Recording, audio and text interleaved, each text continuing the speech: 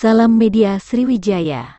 Pengguna kendaraan di Jalan Kimarogan, Kecamatan Kertapati, Palembang, Senin tanggal 15 Agustus tahun 2022, dikejutkan dengan tergulingnya mobil tronton berwarna biru dan nyaris menimpa restoran milik warga. Dari pantauan Media Sriwijaya terlihat mobil tersebut terguling dekat dengan restoran pindang dengan posisi bak samping terbuka. Isi di dalamnya pun terlihat berupa pelumas motor dan mobil merek Pertamina.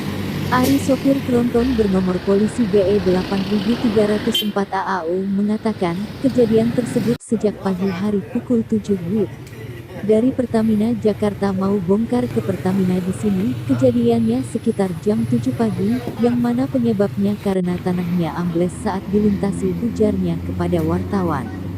Terlebih saat itu tronton datang dari flyover Keramasan menuju ke Jalan Kimarogan, Palembang. Setiba di TKP, mobil yang dibawanya harus mengambil bahu jalan karena tak bisa menahan bebas tanah sehingga ban sebelah kiri amblas dan terguling. Mau bongkar di Dan mana, dari keterangannya tak ada korban jiwa peristiwa kali ini. Sementara itu, akibat dari tergulingnya tronton itu, arus lalu lintas di Jalan Kimarogan masih tetap lancar. Tapi kita tak lupa ya. Tak lupa ya. Itu karena ambles ya, Kak? Amblas, pada jalan amblas ya. Siapa nama kita, Kak? Ari.